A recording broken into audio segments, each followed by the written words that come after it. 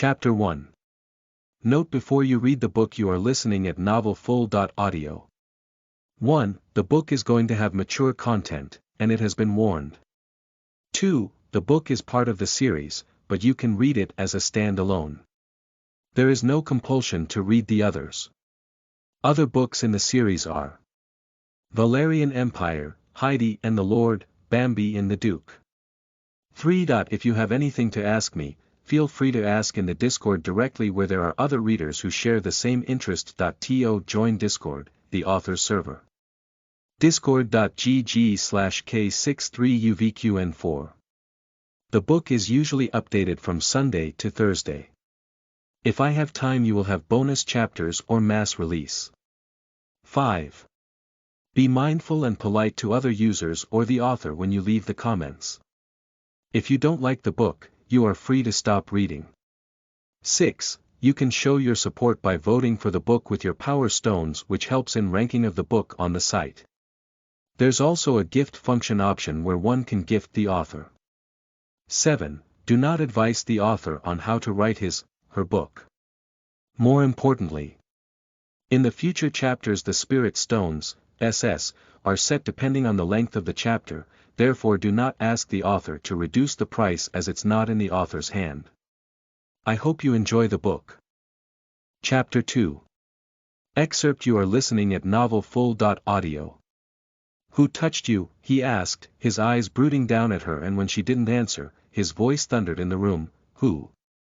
The butler who stood near the wall spoke shakily, Sir, it was Mr. Reverill. Damien's face turned sour, his jaw ticking in anger. He turned his face to the side where the butler stood behind. Bring the man here. Now, stuttered the butler. It was the time of night. Damien, who hadn't broken his eyes contact with the girl in front of him, pushed his hand against the wall which previously rested beside his beautiful girl's head. Turning his body, he first looked at his butler who had his head bowed. With great courage, the butler came to meet his master's eyes. Do you have any other better time? Or should it be after I wring your neck? Damien asked calmly, tilting his head. Not a second later, the butler ran out of the room to return back with Mr. Reverill after 20 minutes. Damien, are we having a late tea party? Mr. Reverill came to greet, but the master of the house had other plans. Spotting the knife that was stuck to the apple on the table, he reached for it to pull it out. Just as Mr. Reverill went to exchange a handshake with him, Damien took hold of his hand to place it on the table. In one swift movement, as if he were chopping onions, he chopped the 4 fingers of the man off his hand, making him yelp and cry in pain. No one touches what is mine. I am sure this will remind you the next time you even think about touching her, sighed Damien, as if he were tired of telling people to keep their dirty hands off his belongings. Chapter 3. Under the umbrella you are listening at novelfull.audio. Year 1778. Rain fell down from the sky on the land of Bone Lake. One drop following the other, making the view of the village dark and dull where one couldn't see what was ahead of them after a certain distance. Water flowed down the little street carrying the muddy dirt where a young girl stood under the umbrella with her aunt and uncle. The young girl's jade-green eyes moved left and right in front of her to ask, Aunt Marion, do you think they will come? The rain is getting heavier. They will come, Penny, her aunt rubbed and wrung her hands together. The rain really was getting heavy, along with the wind, moving the direction of the rain every once in a while. Her aunt gave a look to her husband who stood next to her. Her lips set in a thin line while they waited for the expected man to arrive. They had been standing there with a sack of potatoes and turnips mixed in the sack which had to be sold to a customer today. Her mother who had raised her had passed away 7 months ago, and since then her maternal relatives were taking care of her, who owned a little shop at the corner end of the market of the village which sold vegetables. The shop didn't do well. Her uncle Larry Moore worked hard, waking up early to be the first one to open the shop. But no matter how early he rose, the income was lesser than the expectations. The shop wasn't located at the best spot, making it so that the local folks and the people who belonged to the elites finished buying what they had to buy from the closest shops, which was the opposite where their little shop was. One of the customers had apparently requested for the vegetables urgently an hour ago, and even after more than an hour had passed there was no one in sight. It made Penny wonder if the man would even come in such rain unless it was a person from the higher society who was holding some kind of party which people like her and her family weren't fortunate to look at it. "Are you sure he is coming today?" Penny heard her Aunt Marion ask her uncle, who didn't respond to her. "Let me go check the market to make sure they aren't there," said her uncle, readying himself with the umbrella to be stopped by his wife. "I will come with you. I don't want to find you later with you on the ground with your broken back." "Penny, dear," Aunt Marion turned to look over her shoulder to meet her niece's eyes that looked vibrant in the rainy weather. "Your uncle and I shall go see if the man is waiting for us at the entrance. Stay here and don't go anywhere so that we don't come looking for you next." "Okay. I can go take a look instead of you." "I will be quick," the young girl promised, that had her uncle shake his head. "The last thing we want is you getting lost. Do what you are told." Uncle Larry's words were sharp. He had always been sharp with her, which often made her think if he didn't like her staying under the same roof as him. "Don't worry about the vegetables. I will guard them safe." Penny smiled to have her aunt give a small nod to her before walking away with Uncle Larry under the single umbrella. The rain continued to pour, a light thunder that kept growling up in the sky. The rain was common to the people who lived in Bone Lake, as the days experienced rain then sun here. The bell from the tall tower rang loud enough to be heard over the rain and thunder. The sky turning darker as a carriage passed by her without stopping to ask why she was standing alone in the rain or if she needed to go somewhere, as she stood under the little roof that reduced the speed of the rain on her black umbrella. The rain had started to move in the direction where her feet and the bottom of her dress started to get wet. Just as she stood there waiting for her uncle and aunt to return back while also keeping an eye she didn't miss the customer who had agreed to come take the goods, a particular carriage came to pass by which was dark black in color. Penny didn't know who it belonged to, as every carriage came to appear almost the same which belonged to the higher men and women of the society. The most she had done was travel in the local carriage, which was always packed and was used to travel from one village to another. What Penny didn't know was that the carriage that had come to pass by had turned around to stop not far from where she stood. "Master, is everything all right? Did you drop something?" asked the coachman of the carriage who had pulled over. The man inside the carriage didn't reply to him, ignoring his coachman as he stared at the girl in the umbrella. The rain kept pouring down whilst she stood, her hands clutching tightly the umbrella. Her eyes scanning around her every once in a while until a loud thunder made way past the cloud. Raising her face to look up at the clouds, he saw her smile, which skipped his heart. She was a beautiful young maiden, her blonde hair tied into a single plaid where the ends came to rest on one of her shoulders. Even with the rain, he could still see her quite clearly. When the wind increased, her slender hand raised to tuck the pieces of the strands of her hair that came to cover her face. Her features were rather delicate, and if he could, he would have liked to go over, but there are other matters to be dealt in hand today. Pressing matters which needed his attention. "Shall we leave, master?" the coachman asked him, waiting for his word which didn't come immediately. "Yes," Damien breathed the word, taking a final look at the girl who had caught his eye. Thankful that he wasn't going to get further wet in the rain, the coachman pulled the reins of the horses to start the carriage. Penny continued to wait in the rain along with her umbrella until she felt it was too long since her uncle and aunt had left her here. It worried her if they were all right, making her wonder if she should go look for them, as they weren't young and one didn't know what could happen in the rainy weather due to the slippery ground. Thankfully in time, she saw a figure appear through the rain, walking with an umbrella. It was a man, and by his clothes where he wore a coat over his body, she guessed him to be the customer. He was late. Penny didn't like that. Just because they were poor, the elite society could do what they wanted. Their time was as important as theirs. The man came walking towards her, and when he was in a close ranged distance, she said, "Mister, you are more than an hour late from the given time. Don't you know the vegetables might soak in the water due to your no value for time? You will have to pay extra for making us wait." She raised her brows to make sure he understood what she said. The customer stared at her, his black eyes scanning her from top to bottom, which made her uncomfortable. "Where are your uncle and aunt?" He had a scar then ran across his mouth, making her feel suspicious about him. "They went in search of you as you didn't arrive on time, but they should be back soon." "Are you Mr. Joseph?" she inquired.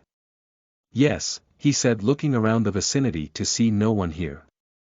Most of the villagers had gone to take shade under their home to prevent themselves from getting wet and catch a fever. "Your good is right here. Pay the money and you can take it." Penny patted the sack of potatoes and turnips that were stuffed inside the sack and tied.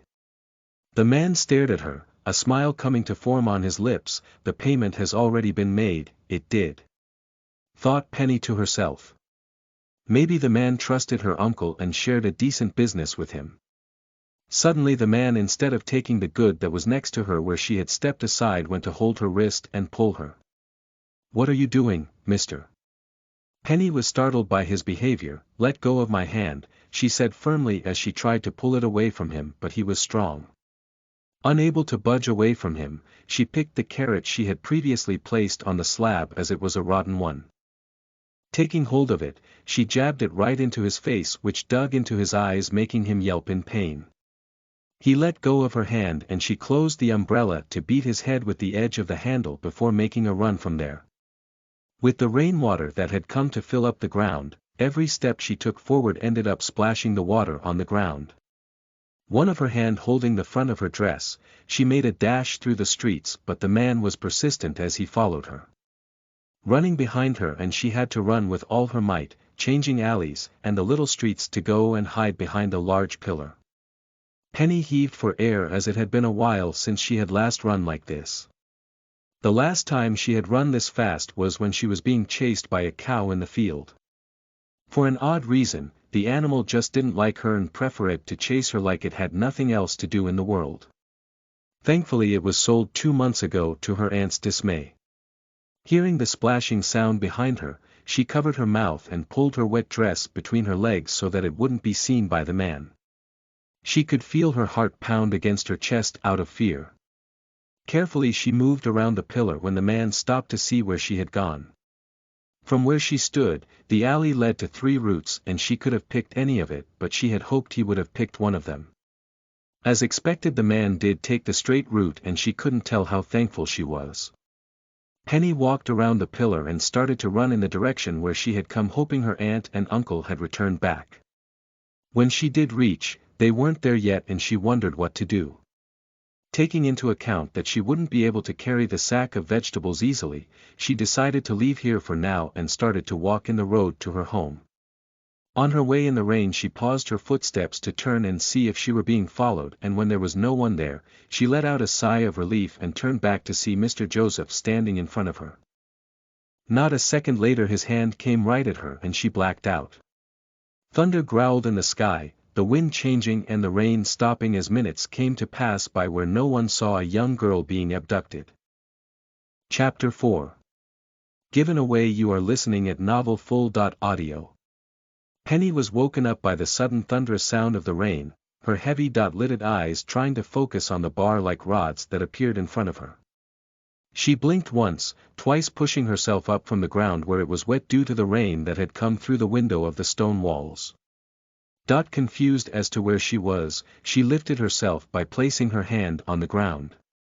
There was no light in the room she was in, but ahead of her, she noticed the light spilling down through the walls on the ground where the lantern must have been placed. Going to the railings of the rods. She searched for the door, a way out, and when she found it she tried opening it, but the iron gate to the room was closed.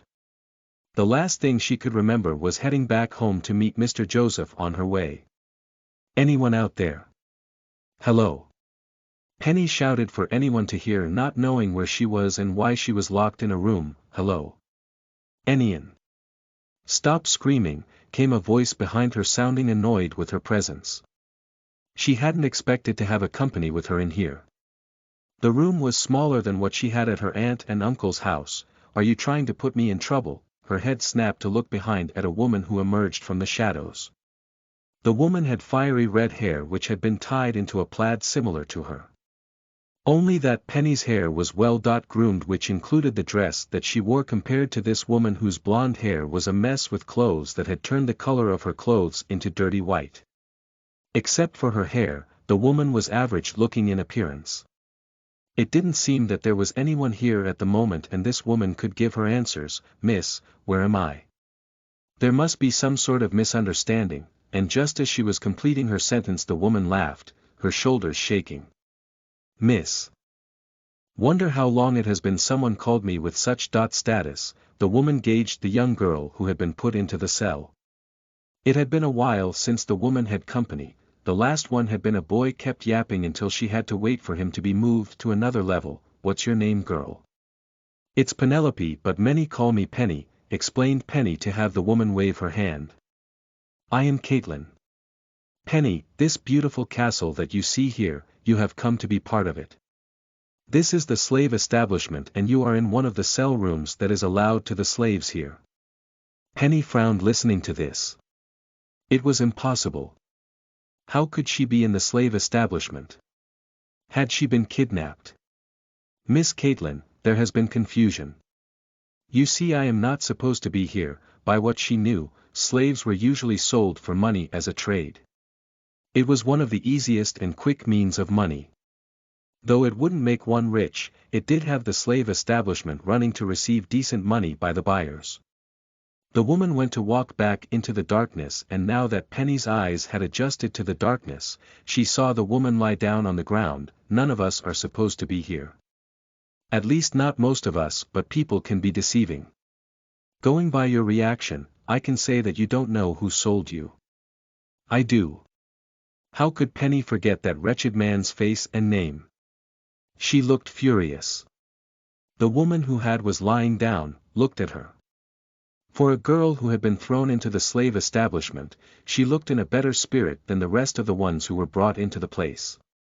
Either the girl was a sheltered child who knew nothing that went on in here, or she was trying to keep her spirits up. It was this man named Mr. Joseph. He came to fetch the groceries from us because the market was closed due to the heavy rain. He was late and my uncle and aunt who are old went to look for him. And let me guess. This uncle and aunt of yours didn't come back even after time passed, but the man arrived. Even in the dark and low light, one could make out the bored look Caitlin gave with a sigh. "Your case is not uncommon. Congratulations, for being sold by your relatives." Her voice sounded unenthusiastic. "They would never do that." Penny was deeply offended that the woman would accuse the relatives who had given her roof after her mother had passed away. "It was Mr. Joseph or whoever it was who needs to be hanged for sending me here." How many girls and boys had cried with the same hope of wanting to get out of this place? It was usually the young ones who cried and wailed. Crying for the same people who had sold them off for the sake of some money. The place didn't affect the girl yet, but it would soon, before breaking the spirit that she had sent here. The woman was not going to waste her time on her and explaining what had happened, and therefore decided to let the girl on her own until reality would come to hit her. "Miss Caitlin," the girl came to sit right in front of her, "is there a way to escape from here?" When Penny had asked the simple question to the woman who shared the same cell room, the woman started to cough before laughing, one of her hand covering her eyes while the other held her stomach. After a good 10 seconds had passed, the woman sat up to clear her throat where Penny waited for her to speak with a serious expression. "Do you think I would have been sitting here enjoying this stinky little shit hole if I knew the way to escape from here?" Penny gave it some thought, her lips setting into a thin line to ask, "Is it there or is it not there?" The woman stared hard at the girl. "Yes, there is one. The one that brings the slaves in and out with the guards stationed, which is the entrance," which meant there wasn't an escape route. That night Penelope didn't sleep.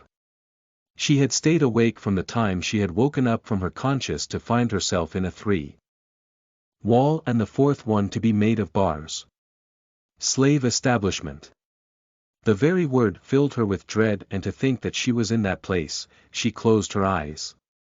She didn't want to be here, and like the woman who now had her back facing her as she slept on the hard cold ground said, no one ever wanted to be here. The slave establishment was far from where she lived with her uncle and aunt. Her relatives didn't have children of their own, and her aunt had taken her in to fill that little hole in their life, due to which, Penny refused to believe that they had sold her into this dreaded place. At least she tried for the first few hours, until the woman's words began to sink into her mind. Penny wasn't a naive girl. She had the ability to haggle with the street vendors, and if needed she also had the ability to steal from them without notice. More importantly, she read people, observing them as they came and went in front of the little house she lived in. She had heard stories of how one's own family members had sold daughters and young sons to the slave establishment so that the people could be sold to the members of the higher society for a good amount of silver coins. When did they even plan for it? Penny looked mad at the wall. The house was small, which consisted of a kitchen, hall, and a storage room to keep the vegetables they harvested. She was always there with one of them to not have heard their conspiracy of selling her off here. Was money of higher importance than her freedom? The anger that had peaked started to come down as sadness started to engulf her. Bringing her knees close to her, she hugged them to look up at the window, which wouldn't allow her to see what was there outside this room except for the glimpse of the sky as it was built up near the roof of the room. She missed her mother dearly since the time of her death. She had cried and wailed seeing her dead mother being descended down the coffin in the village cemetery. Thinking about it brought tears to the rim of her eyes, but not a single drop fell out as she blinked them back away. She never knew who her father was, as he had gone out of the house to never return back home when she was still a baby, leaving her and her mother all alone. Lost in her thoughts, Penny had laid her head on her knees while staring into space when she heard someone scream outside. Startled and worried, she raised her head, her eyebrows furrowed together. Getting up, she walked towards the iron bars without holding them in her hand. The bars were old and rusted where it had patchy orange and red skin that were being peeled as months and years went by. Stepping a little closer, she felt her heart quake when another scream was heard. It was a shrill, painful cry which made her feel uncomfortable from where stood. As if the woman who cried out was being tortured. It is one of the slaves. Turning around, she saw the woman who once was sleeping on her sides had gone to sleep on her back with her skinny hand placed below her hand. Penny couldn't help but ask in a whisper, "What are they doing to her?" She frowned at the response she received before looking back at the empty corridor in front of her and the sides until where her eyes could reach. Clearly, it was the hour of the night, as no one had come to walk by, which made her think why someone was being tortured at this hour. Torturing the ones who misbehave. Slaves here are nothing less to animals who are raised by the farmer who is about to sell them out for good money. The slave establishment isn't all that people speak there in the outside world. The woman's voice was quiet as her own as they spoke the words out. What you hear outside is barely the surface of the ground that you are trying to scra.p.e. The things that go in here are unethical, horrible as the traders who are responsible for sending us here. What you are hearing right now is a daily routine. There will be at least one who would have tried to defy, and, the woman paused to continue, it is always the new slaves that undergo the special treatment. So think twice before you think of escaping. Penny narrowed her eyes this time, not happy what she was hearing from the woman. What will happen if I do? She held her breath waiting for the woman to answer. The screams that were heard from outside filled up the silence in the little cell she was in. You will wish you hadn't. Slavery in the four lands, especially here where the pure-blooded vampires were rich in living, wasn't illegal. The entire trade took place in the presence of the law, which was maintained by the people who were part of the council. The council was built to put laws, but with everything done they hadn't gone to remove this one trade. Most of the time, people went missing and the blame was often placed on the black witches, who were one of the notorious beings who usually kidnapped men, women or children for their personal use. But some of them failed to notice that it wasn't the black witches, but it was the others who helped in making young ones disappear by trading their lives to the slave establishment. It was one of the easiest ways to earn money, such that the lands had now come to trade people who weren't careful. And even if her relatives had traded her, Penny hadn't planned to stay here long. She would escape, and she would do it soon. Chapter 5. Warden, you are listening at novelfull.audio. When the time of morning arrived where the rain had stopped at the break of dawn, the sky continued to look cloudy and dark. Every lock to the cell of the buildings were unlocked for the slaves to step outside and do work which would be assigned by the guardsmen and the warden. A metal rattled over the iron bars, waking every one of them in the early hours of the day. Penny rubbed her eyes with the edge of her palm, getting up to see the door of the cell open, which made her feel slightly relieved. This meant the slaves weren't bound inside the cell room, which was good news to her. At least there was a thread of hope, and for a drowning man, a thread of hope was sometimes more than enough, but she was yet to explore the world in here which was unknown to the outside world where she had come from. She had only stepped out of the cell when she came to see many slaves walking past her. She noticed the way the lights in their eyes had vanished and looked dead without any expression. "Where are we going?" she asked her cellmate, who started to walk to join the other slaves. Penny hurried to walk beside her with the rest of the slaves down the little corridor. "You will see." Penny wished her cellmate could give her more information in her replies, but everything she said left a mystery which she wasn't exactly looking forward to. It was only after she saw the other slaves' faces didn't she feel better to have someone who at least spoke. "You have come on a fine day, Penny. Meet the warden. Make sure you never cross him. No matter what, never fall under his eyes," said the woman. Penny's eyes searched near the walls to see a man in uniform who looked young to be called as the head in charge of the slave establishment. He had sharp red eyes that scanned the slaves that walked past him. Just before their eyes could meet, she turned to look ahead of her. A wise decision would be to listen to the person who had lived here longer than she had. It made her question as to how long it had been since the woman had been living here. By looks, she didn't appear to be of her age and would have been someone who was at least 5 to 6 years older to her. The slaves abruptly stopped and she wondered what had happened before she heard one of the guardsmen order them not so nicely, "Strip you, slaves." "What?" Her eyes bulged wide. Her head snapping left and right to see the slaves around her starting to shed their clothes. Were they serious? She was in no way taking off her clothes in front of so many unknown strangers. It wouldn't have mattered if she even knew them. Stubborn, she stood with no indication of removing the clothes that she wore when the guardsmen who had given the order noticed one of the slaves who hadn't moved an inch. "Didn't you hear what I said? Remove your clothes." The guardsman who spoke to her was buff in the physique. Pricky beard covering his jaw, which was currently clenched at the disobedience caused by one of the slaves. Even after hearing the guardsman's coarse voice which was demanding, she continued to stand still without any movement. This caught many slaves' attention who had been removing their clothes until they were n.a.k.e.d, letting the material fall on the floor before picking it up with their hands. It wasn't just the slaves but also the other 2 guards who had been stationed to make sure the slaves behaved while enjoying some of the views that was presented every morning in the slave establishment. "Remove your clothes," whispered her cellmate so that the guards wouldn't hear her speak. Seeing the girl not lift a finger or react, she wondered if she had gone insane. She had told her to keep a low profile in front of the warden, but instead, she had decided to against the word of the guardsman right now. Up until now, Penny had never stripped herself n.a.k.e.d in front of anyone, and she wasn't going to do it because the man had asked her to. The warden of the slave establishment, who had been looking at the scene quietly from the other side of the corridor, raised his hand for the guardsman to shut his mouth immediately before he could bark any orders. He used his fingers to speak to the buff guard, who nodded his head to the orders that were passed by the mere indication of fingers. "You stay here," the guardsman barked at the girl, who was definitely new to the slave establishment. "The rest step into the shower and clean yourself.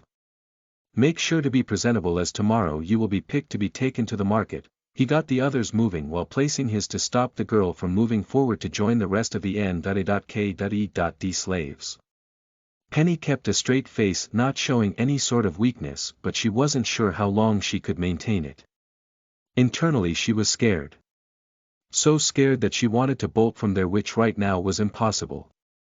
The guards had gone inside the large room where the slaves were sent to take a shower, while she stood outside, not realizing that the warden was right behind her with his personal guardsman.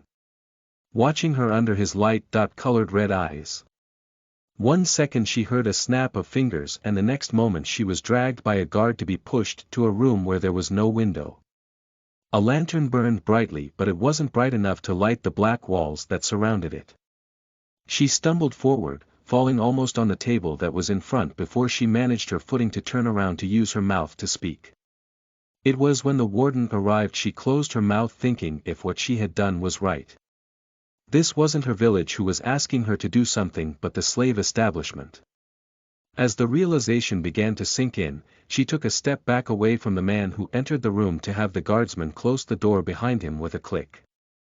The man was tall who towered over her height, not that she was short but this man was really tall.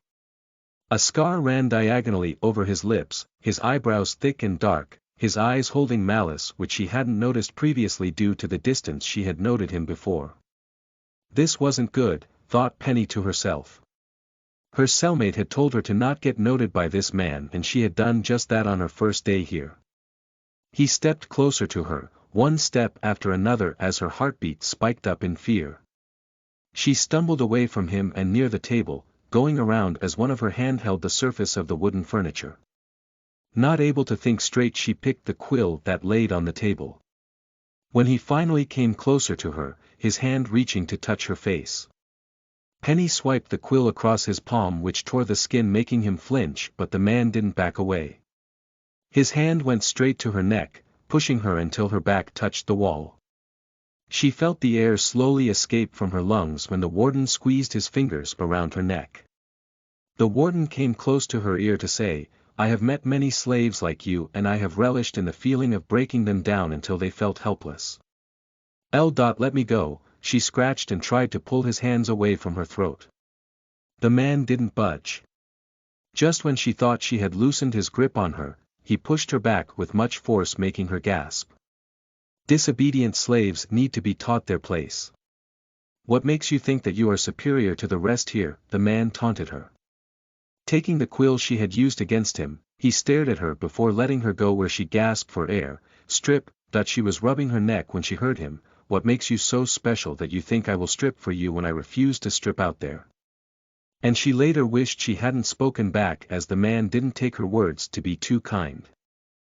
The warden raised his hand to slap her hard across her face that wrung her ears.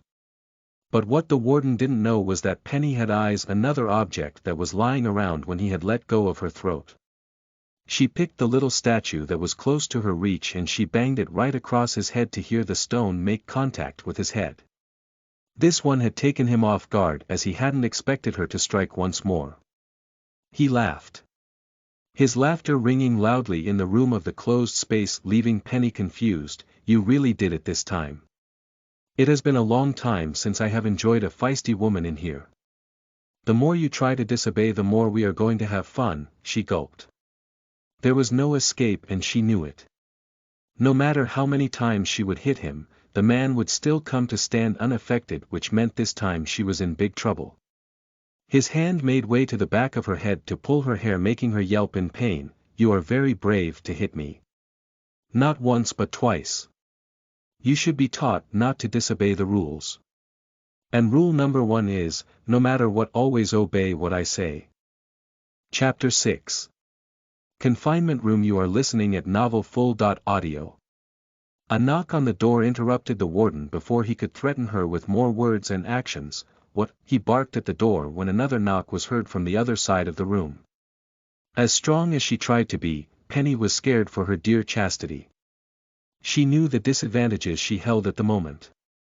She was a girl now who was part of this illegal trade of the slave establishment. Not to forget a human compared to this vampire who pulled the back of her hair painfully making her flinch, but she didn't dare to move this time. She had hoped for him to stumble back when she had struck him not once but twice, but that put her in further trouble. "Mr. Gibbs has arrived to speak to you," the guardsman relayed the message. Before Penny could start counting and praying her lucky stars for whoever interrupted this warden's time with her, the warden replied, "Tell him I am busy." The warden must have been part of the lower vampires as she had heard that only the pure-blooded vampires, also known as the elites of their society, possessed dark, red-blooded eyes. "He tells it is urgent." He's come from the council, answered the guard who was adamant to leave the front door of the room they were in. The warden pushed her away from him with a tch sound. Straightening his uniform jacket, she saw him open the door and step outside, put her in the confinement room. I will deal with her later. Confinement room. It didn't take long for her to know what it was as she was led to another floor which hardly had any light in here. The corridor was dark, and if it weren't for the lantern the guardsman held in his hand, she was sure she would be lost in here forever. Her hands had been bound as the man dragged her in front of him to lead the way. As Penny walked behind him, she took note of the many empty cells at the beginning before she caught on to see two of them being occupied.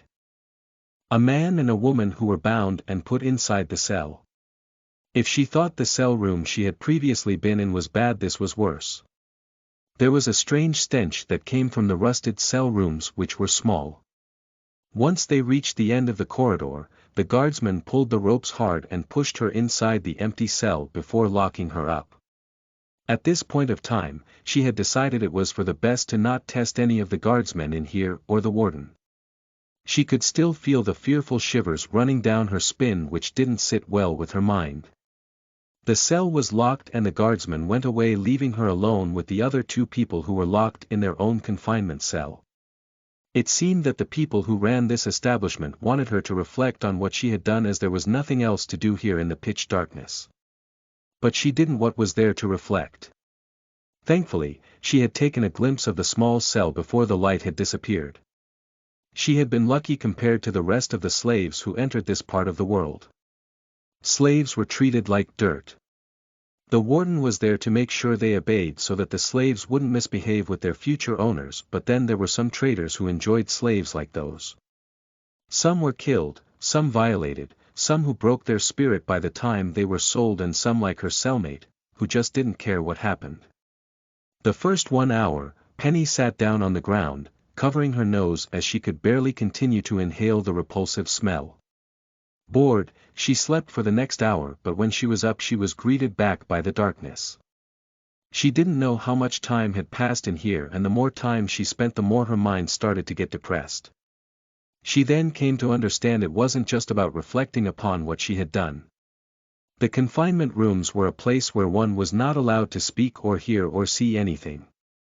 They were cut off from the outside world as punishment. Not knowing when she would be let out, she shouted, "Hello. Is anyone there?" and she received nothing but silence, "Hello." Shouting to speak to the people in there seemed to be useless, and she continued to sit idly in the cell room. The privilege to eat or drink was taken away, such that she spent 2 days in the confinement room. As it was her first time, she was let out on the third. Another guardsman pulling her back to the cell she was assigned. The light was harsh on her eyes, making the young girl flinch her eyes as she walked through the corridors. As she passed some of the cells she could hear snickers coming out from girls at her plight. "That's what happens when you decide to be a prude," she heard one of the girl comment, while the other said, "Isn't she the new one? They never know how to behave." Do you think she would have cried? "I bet she has, look at those eyes and the way she walks," the first one tried to whisper, but Penny could hear it quite well. Warden Clayton must have f.u.c.k.ied her already. The guardsman didn't react to it, as if he were deaf, and the young girl had drained too much energy to speak. She didn't want to go back there when it had been only a few minutes since she had stepped out of the confinement room. Her body felt weak with the pain. The 2 days she had spent there alone with no one to speak to, it had slowly started to make her mind go numb and tired. Alone. The loneliness wasn't as worse as she had felt when her mother had passed away, but she could feel the emptiness that surrounded her. When they reached her cell, Penny's eyes fell on the woman named Caitlin, who looked at her with a blank expression. The guardsman opened the iron door with a creak and she stepped inside like a docile person. "I told you to keep your head low," said the woman from where she sat. "Are you all right?" she asked when she noticed Penny limp. "I did. You didn't tell me I was supposed to strip." The young girl frowned. Going to the other side, she slid down to sit on the floor. The air that she breathed now felt like bliss compared to what she had been inhaling in the darkroom she came from. The woman chuckled, did you think you were going to a tea party? It is a slave establishment, Penny. Stripping here is not a big deal. You aren't part of the outside world which you once had. That is past, and you need to realize this is what your fate right now is. The woman could see how the girl was having a hard time in accepting the fact. Escaping was good until one would get caught and punished severely. All you had to do was listen to the guardsman without a thought to save yourself. It took Penny a few seconds to dawn what the woman actually meant. She shook her head. I have saved myself, she whispered the last two words. Her cellmate raised her brow in curiosity. What is with the limping then? The young girl smiled and her expression turned sour. She raised her right leg, which was bare, for the woman to see blood smeared at the bottom. I stepped on a nail in there. While Penny had spent her time in the confinement room, she had walked around the little room to waste time before stepping one foot on the sharp nail, making her yelp and cry in pain. She had hoped to find something to kill time with, but this was not what she had been wishing for. It had taken her hours to pull out the sharp object. She had cried to the point where her eyes had turned small and red as if the bees had stung her eyes. Though Penny knew the truth, the other slaves who had seen the girl rebel assumed that she had been punished like the others who didn't know their place here. After all, it wasn't uncommon for the slaves to be treated in such a manner. You are lucky to have escaped his clutches. The wardens asked Penny. Yes. I have something to ask, said the young girl looking at the woman. Have you ever been to the confinement room? Yes. Why does it smell so bad? She continued to question, remembering the awful smell she could barely breathe in. It wasn't the body waste but something else she wasn't aware of. The woman didn't answer her right away. A guardsman came to pass by their cell with a slave being pulled behind him. The girl wore fresh clothes, unlike other slaves, which meant she was new. How many are brought in here in a day? 5 to 6. Sometimes it goes up to 10. The woman skipped the previous question and answered the second one. Do they have room for every one of them? By what she saw, each cell held 2 slaves, and she doubted that she saw any cell on her way back here which was vacant. Having been stuck in the confinement room, she hadn't found the opportunity to look too far on how the establishment looked like. Until now what she had seen was only a glimpse. Slave trades happen every once in a week. And customers are never short when it comes to buying them. Slaves are sold like items in the market. To be more specific, the black market, the woman explained. Every 2 slaves that get sold, one gets replaced in here. To your previous question, the stench you smell of are of the dead bodies that are sometimes piled up in there before getting disposed of. Penny looked taken aback by this. The woman didn't look like she was joking. Dead bodies. The slave establishment is a shady place to be in. Did you think they only keep us here without doing anything, to sell us out quickly? But that was what Penny had thought. The dead bodies are of the slave and very rarely of the guardsmen. Slaves sometimes take their lives unable to live with the thought of being branded and sold to another person. And sometimes, they are killed. Why? Caitlin shrugged her shoulders. It can be plenty of reasons, but I assume it might be when a slave is particularly volatile in the head, or when the men here drink the blood to the very last drop. I don't know. Penny didn't know what to say to this. That is why I said you turned out to be just lucky. The warden has killed a number of people than you can imagine. And nobody says anything. What will you say? More importantly, to whom? This place is built away and before the law was brought up in the Four Lands. It is run by the higher society, the elite as they call themselves to be. The woman scoffed, rolling her eyes. Those night creatures and the humans with money run this shithole. They need slaves to do their bidding, be it blood, sex, or for abuse. I heard a man raised his voice once, hoping the council to do something, which was years ago. The next day he was found dead in his home. Such is the world that we live in. If you go shouting and trying to catch attention, I can guarantee you this, that you won't be here with me, but somewhere screaming as one of the guards. She didn't complete her sentence. Turning her head away, the woman looked up at the sky through the window. After hearing this, the slave establishment appeared much darker than it was before. Is there no way out of this? The next auction of the slaves will take place in the next 6 days. What you can hope for is it land yourself a decent master or mistress to look after you. That penny is the easiest way out unless you are ready to torture yourself down in the dungeons. The blonde girl furrowed her brows. Could I ask you for a favor? Depends. Will you walk with me outside? If she was planning to escape, she had to know where and what about the establishment before she would be sold out in the black market. 6 days. Was it enough to be able to plan out for an escape? Asked Penny to herself, only time could answer her. She would either be free or she would be caught before hell would descend down her life. I can do that, agreed the woman, and she was thankful for it. Both the women left their cell room on the account that they had work, and when they did reach the ground level, Penny came to realize that her plan to escape was far away from reality. The slave establishment was built within the tall walls that surrounded it. No one could climb those walls that were high and flat.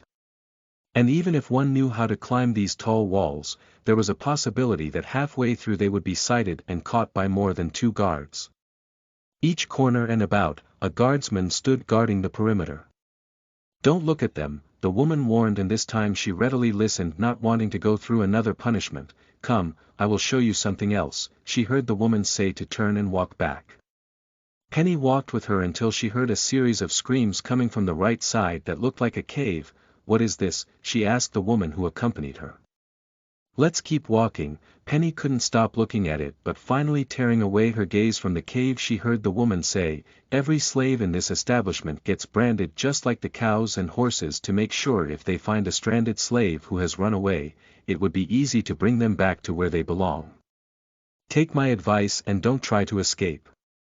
You are asking me to be part of something I don't want to be, Penny frowned. Impulsive girl, nobody wants to be part of it. I say this for your own good, the woman smiled coyly at a guard who stood there with a smirk. You are friends with the guards. Friends is a broad term and I wouldn't use it. I give them what they need and take the favors I need. She didn't bother to ask what those favors were, as it wasn't hard to know. If you get caught, Penny, you will be branded just like any of them right now. Penny stopped the woman, halting both their footsteps to ask, what says I won't be if I don't try escaping? Slaves are usually marked on the first or second day of them entering the slave establishment. To your fortune, they have caught you yet.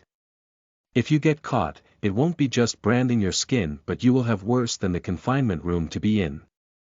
But, if you get into that list of having to be sold, you can escape once you are outside. There will be no one to catch you. Now this perked Penny's ears. Chapter 7. Fine, I will help you. You are listening at novelfull.audio. She walked down the hallway of the slave building, the corridor narrow and long. Her left side was built with walls, her right side she passed by the cells. Some that were open and some that were closed with the slaves sitting inside. It was Penny's 5th day in the slave establishment. She had spent 2 days in the confinement room, which had avoided her from being branded as the other slaves. She had been careful at the word of her cellmate, but it was after she had come to see the blood seeping from the dress that the slaves wore which worried her. The screams and cries in the night didn't stop, and neither did it stop in the morning or the time of noon. It wasn't difficult to get into trouble with the guardsmen of the establishment, but it wasn't hard to escape it either until one knew how to handle them with sex.u.l favor. She had been worried about the brand mark, as every slave in this establishment carried one on their body. But the marks weren't necessarily in the commonplace, which made it easier for her to hide when all the slaves were sent to take bath. Penny, who had opposed the idea of previously removing her clothes with the others, had been compliant to listen to the orders of the guards without a sign or murmur of protest. It wasn't that she was comfortable stripping herself, and the stares by the other slaves, especially the men, made it uncomfortable. The last thing she needed was a brand on her skin which would imprison her for the rest of her life here. Taking the woman, Caitlin's advice, she had started to deduce the plan to get her name in the list of the slaves who would be sold in 2 days. She stood with hot water dripping down her body, which had turned the entire bathing area in steam, which she was thankful for. Quickly washing, she picked the garment that was laid to the slaves. Wearing them, she headed out of the bath like the rest when another slave walked by her. It was a male slave, his hand pushing her arm as he walked by where he didn't bother to apologize, but after walking a few feet away from her he turned to look at her and gave her a smile which wasn't polite. Ignoring the man, she decided to walk along with the other slaves.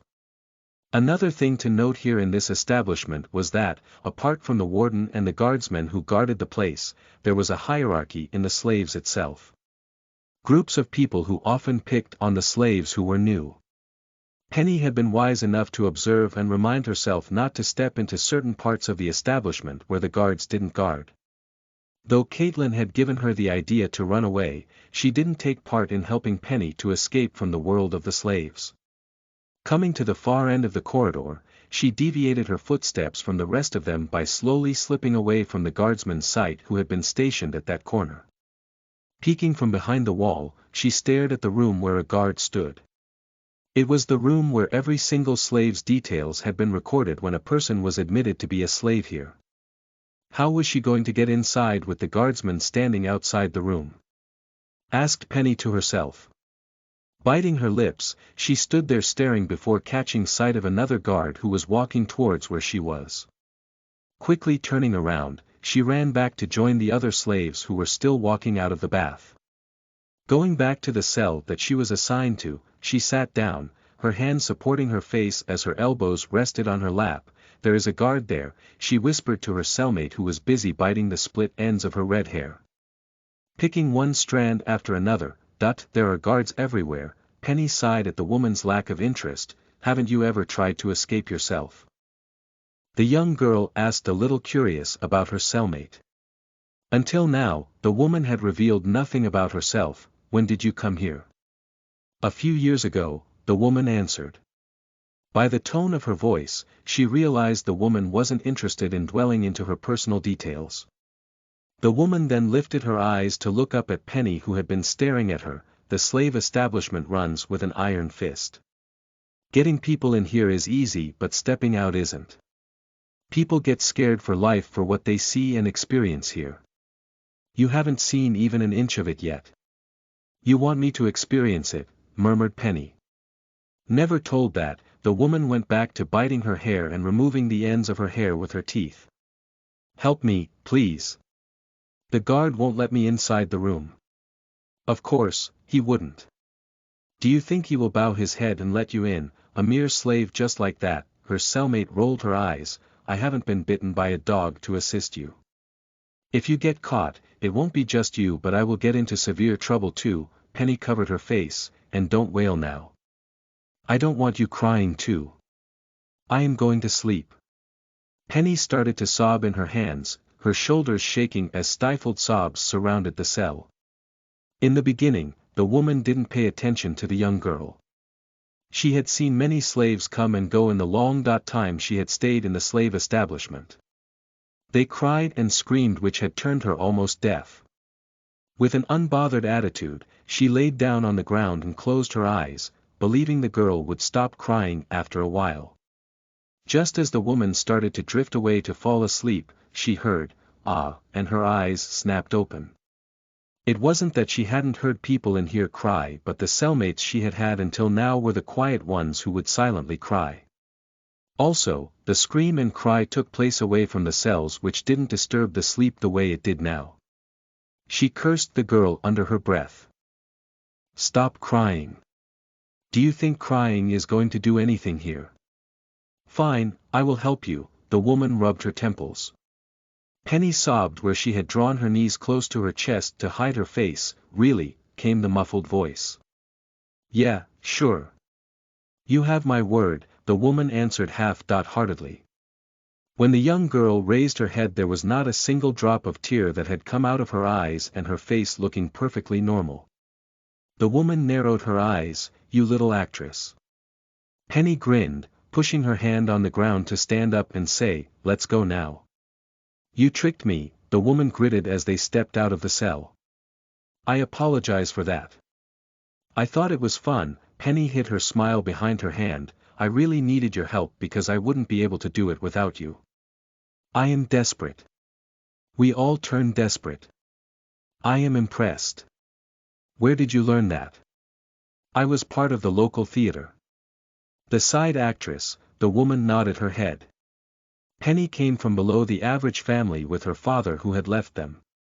To make the extra amount of coins for her mother and her, she had taken the job in the theater, but were the little roles which she always landed with, as the man who ran the theater was having an affair with the lead actress. You know a lot of things about the slave establishment, why didn't you ever try to run away? Whispered Penny as quiet as she could as they walked down the corridor, keeping their head down and not looking up. It was one of the rules in the slave establishment where the slave had to keep their head down all the time.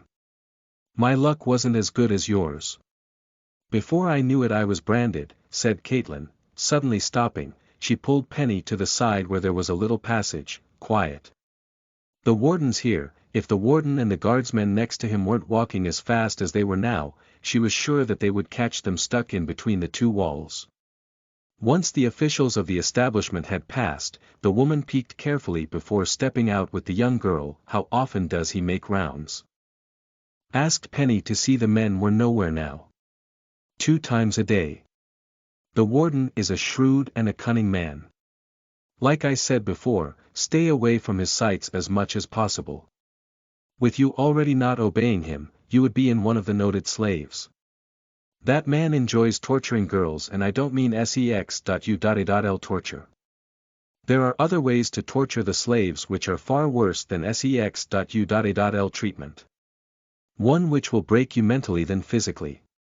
It breaks your soul in ways you cannot fathom. The woman's voice was low. Hurry, she said, and they walked quickly, switching the corridors to step into the place where the guardsman was guarding the room which Penny had previously stepped into. If we get caught, we are both dead sheep. I will wade the man away and try to give you the time you need to get in there and put your name. What about your name?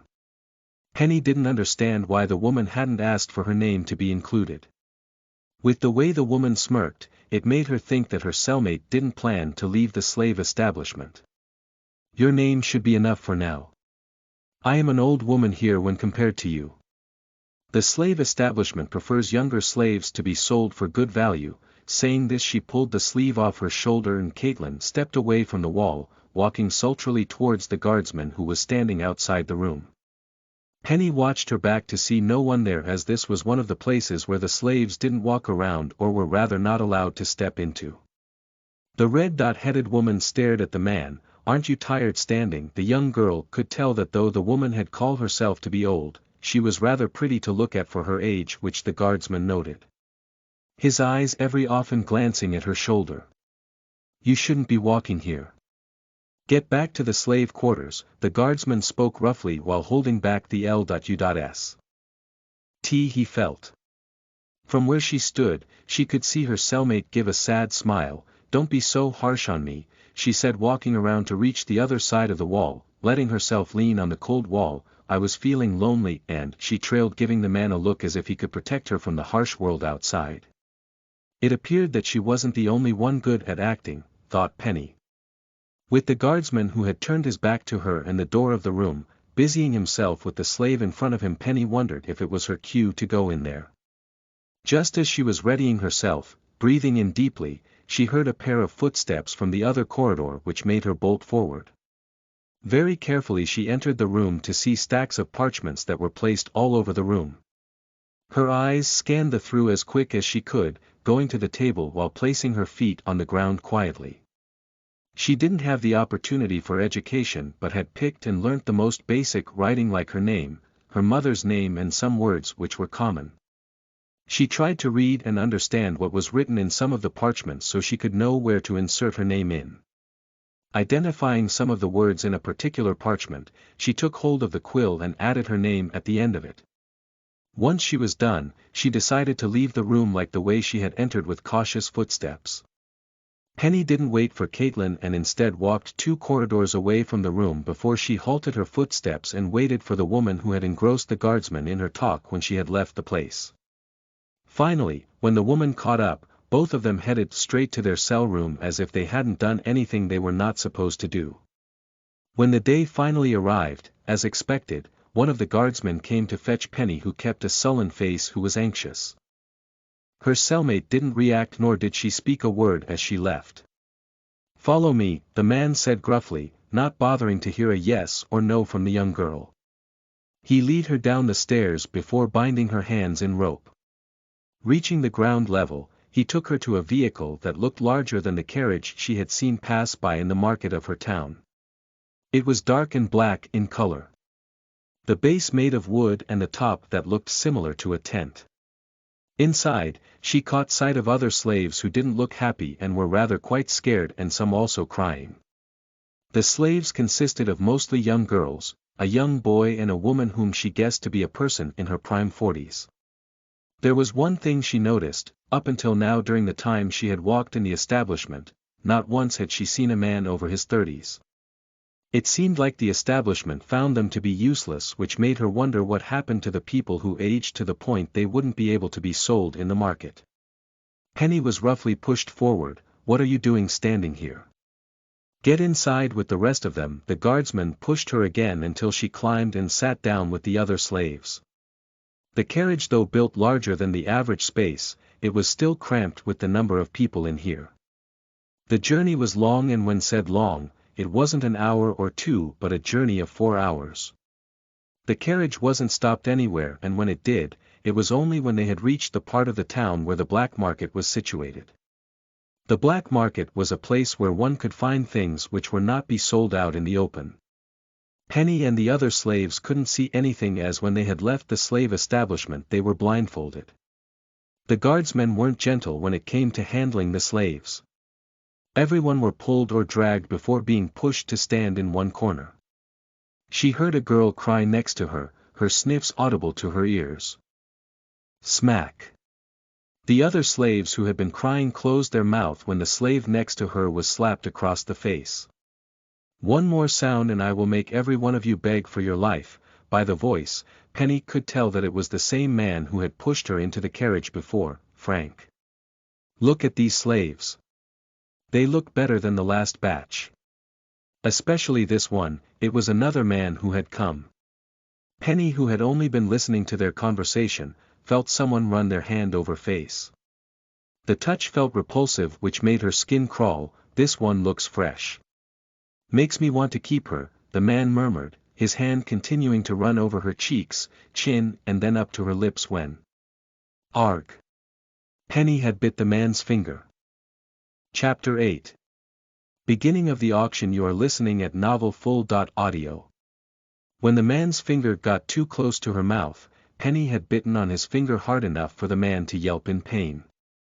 She hadn't planned to bite, but his touch had been repulsive enough to bring out the reaction from her. The man glared at the slave and slapped her right across her face. Penny could feel the heat rise on the side of the cheek where she could feel her skin resonate in dull pain. The man whom she bit wanted to slap her again, but the guardsman held his hand.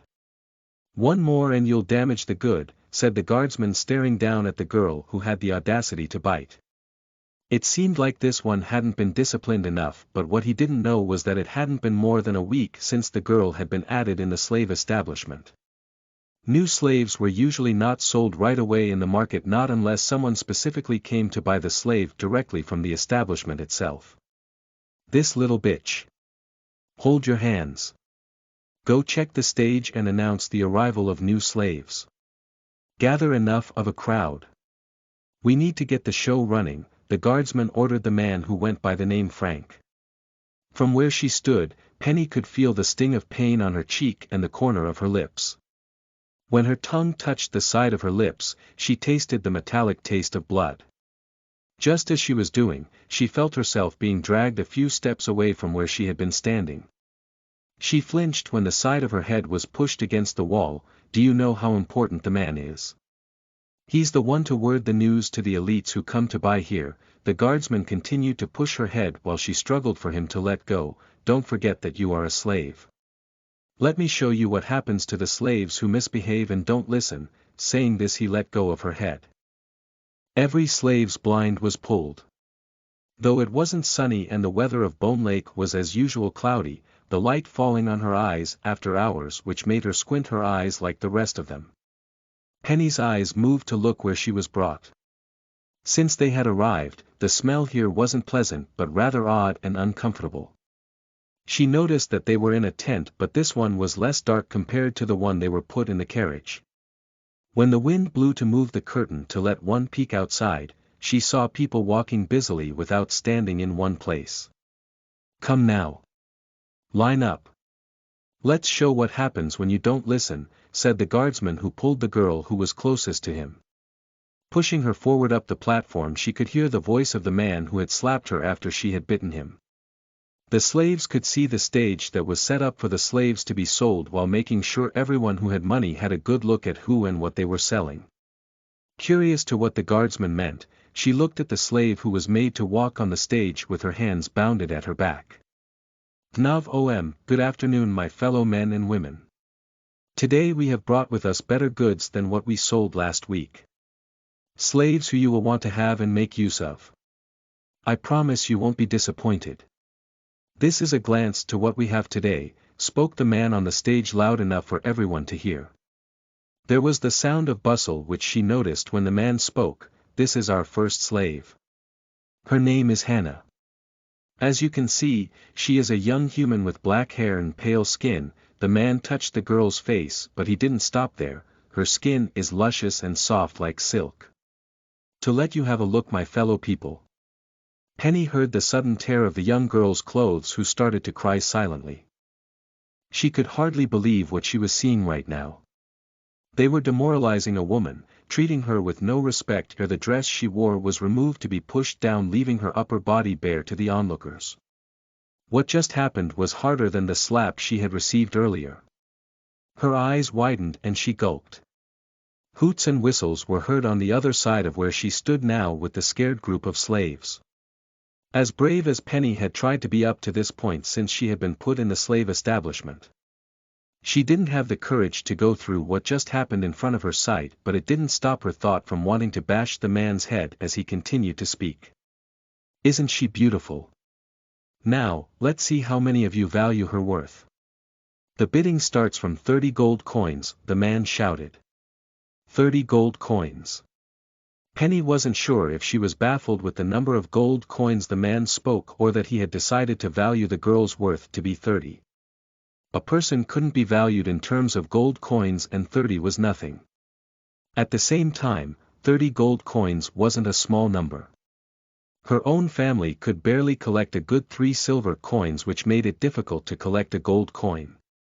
It made her wonder if her relatives had really sold her. Then what price had they handed her to the slave establishment? But what she didn't know was that it was the minimum limit that would come to grow to a big amount. The girl was on the stage, shivered in the cold which she could see quite clearly from behind.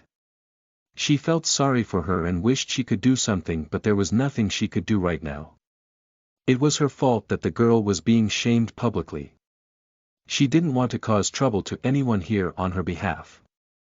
Not to forget, if the guardsman sensed that she had been admitted to the establishment for only a week, there were chances of her being taken back again, which she didn't want. And who knew what punishment waited for her? Being the troublemaker here, she was worried about what the man on the stage would do to her. 50 gold coins. Anyone who is willing to buy her for more, asked the bidder on the stage, to receive a response from the crowd. 80 gold coins. 90 gold coins. If Penny wasn't in her current predicament, her brows would have reached her forehead, but as the amount raised, so did her heartbeat. It had come to be evident that the people who were outside were the people who came from the higher society, who were willing to throw money to buy themselves a slave or more. Anyone interested to buy the girl, asked the bidder. 90 gold coins, going once, going twice and thrice. Sold to the gentleman in the gray suit. Please make sure to collect your slave at the backstage. Frank bought the girl back inside, whose clothes hadn't been fixed. The girl looked traumatized, her expression was vacant as if in shock, making her feel guilty. But with the attitude of the crowd and the men here, it felt as if it was a norm to strip a slave in front of the buyers to make sure of what the slave was worth for. When the buyer came through the other end, she caught sight of an old man who was short in stature with a few amounts of hair on his head. He smoked a pipe, his skin shriveled but his eyes sharp on the slave which he had bought. After the transaction was done, the girl was taken away. Penny had thought of escaping once she would reach the market or after someone would buy her. That didn't mean she was ready to go through the humiliation of what everyone was going through. Suddenly she heard a scream from the stage. The next slave had already been taken without wasting time. Her hair pulled by the bidder so that she would scream more. Doesn't she have a lovely voice? It is told that she sings like an angel. Age 15. Untouched and pure. Wouldn't you want to get your hands on her? The man on the stage hadn't even completed his sentence when someone in the crowd yelled, 120 gold coins. That's a lovely number to start with. The man rubbed his hands together before wincing due to the finger that had been damaged. Anyone who wants to raise the pay and take this girl home. The bidding went up slowly, the number of golds moving one step after another such that the girl was sold for 400 gold coins. It made Penny wonder as to how did people earn this amount of money. I would take her 10 lives before she would be able to collect that number of gold coins while here the people were giving it away to buy them. Finally, when it was her turn, Penny was dragged and pushed up to walk to the stage where when she stepped, her heart sunk like someone had tied a rock to her and pushed her to the deep sea. The number of people who crowded around the stage was intimidating. There were greedy, lecherous men who stood waiting for the slave to come out. Some were the local men and women who had only come to see the show and enjoy it. Some were poised but that didn't hide the look in the eye which one held. Though it wasn't hot, she could feel the beads of sweat forming on the back of her neck to run down on the back of her skin. It wasn't the time to think but she wondered that if vegetables were alive, this is how they would be feeling with the customers hovering over them ready to pounce. Chapter 9. Sold. Part 1. You are listening at novelfull.audio. The Isle Valley was a land where an elite or the high society class of people walked on the streets to buy expensive clothing, shoes or any other object one would fancy, and also one where the middle class along with the lower class couldn't afford. Being part of the land of the East, it was one of the attraction but not for the sole reason that it had a high-end product. A few streets and alleys away, next to the Isle Valley was the black market. For namesake, it was the black market where things that were not often sold out in the open was found. From the unholy materials that were sent by the black witches to the blood of babies or children, but until now the governing law of the council had done nothing to eradicate it. One of the reasons being the men and women involved here were schemingly smart. In the past, the council had tried to remove it but the problem was that no matter how many times some of them were sent to catch, most of them would flee or trick the other, which turned out to be hopeless. Not to forget there were some people who depended on the items from the black market which wasn't found elsewhere. Once they had almost closed down and banned the black market to only be pressurized by the elites on how they wanted it running. After a lot of signs and meetings, the council had come to the conclusion to only keep a close eye. One could sell all to their heart's content, but if they were caught, it would be a direct way to the council prison. A man walked through the throngs of the crowd that had formed in the center of the black market. His hair was inky black in color, his eyes darker than any red, which looked almost black where a person could be misled to be a human if it weren't for the light in the atmosphere. He was tall, his shoulders broad, his eyes gazed around the little perimeter looking down upon the men not because they were short but because they were beneath him. A small stick playing at the edge of his lips which was held in his teeth, he muttered, "Peasants." Sir Damien, a leaner man with brown hair and eyes, came to stand behind him who had been trying hard to keep up with the man in the coat. "Is this where we'll be buying the tranquilizer? I thought it was the other way." The man named Damien didn't respond. Instead, he let his lazy eyes look at the shop that was set up in the corner. "Our shop is here, cream." "Go speak to the woman in red," he ordered for the leaner man to widen his eyes. "She's the one selling." Damien, who had been watching the crowd and the bidder who's selling a young girl while having her scream, turned to look at the smaller man. "Why don't you go find out than waste my time here?" Cream nodded his head and hurriedly made his way to the shop. Putting his hands in his trouser pockets, Damien followed the man. Annoying humans didn't know what and when to speak. To increase his work the council had given a human to work with. It was a wonder how he even passed the exam last year to be part of the council. A woman sat on a platform, her green eyes holding mirth when Cream tried to speak to her. "Miss, do you by chance sell tranquilizers?" asked the human politely, but the woman who sat in front of him didn't answer. Thinking that she might not be familiar with the word, he went to explain, "It is a liquid that is blue in color. Like." Damien pushed the human to the side. "How many tranquilizer do you have with you?" "One." "You are late in buying them." The woman leaned forward responsively at the sight of the pure-blooded vampire. The human blinked at the woman who hadn't responded to him but had readily answered his senior. "Whom did you sell it to?" "I don't know," she smiled coyly, "I don't ask for names. I just need the money, but I might try to jog my memory for you." Cream was now sure that the woman was hitting on his senior and was worried where this was going to go. And it wasn't because he was worried about their work being diverted but because Damien pulled out the silver pistol from his back, uncorking it and placing it on the woman's head. As the shop was set in between the walls and hidden such that it wouldn't be easily spotted, "You were telling." The woman smiled, faltered, "You should learn something from the human." "Such a handsome face but rude," she commented. "That's rich seeing you to be the one not to heed to his words but to a rude person." Damien smiled, taking the pistol away from her head like he had been kidding, but the woman somewhere knew that it wasn't an empty threat. "Be a doll now and tell us whom did you sell it to?" It was a man with a beard, just a little around his jaw. His eyes were of two different color. Red and black. Deep voice, hair combed back. Black in color. "That is all I remember," she answered him while Damien tried to relate her description to the man he would know. Strange, he thought. He couldn't remember anyone with two different color of eyes, as they were rare. "How dark were his eyes?" questioned Damien. "The red was dark," she answered apprehensively. "Don't you want to buy the tranquilizer?" she asked when the pure-blooded vampire turned his back to her. Even Cream was confused as to why they hadn't bought it. Wasn't that why they had come to visit the black market? But the man was least interested to talk to her and he walked away from there to be followed by the leaner man. Chapter 10. Sold. Part 2. You are listening at novelfull.audio. Penny could slowly feel fear begin to sink into her bones out of nervousness as she stood in front of the people as a display item. Though the weather was cool with the clouds dominating the sky which were dark and yet to start growling, she could feel perspiration begin to settle on her skin with every passing second that came to go by. Her eyes didn't dare to look up, the glances were never one which were decent and of pity. Instead, most of them grinned looking up at her. With the way she had bit the bidder's finger as he had touched her, she feared what he was going to do.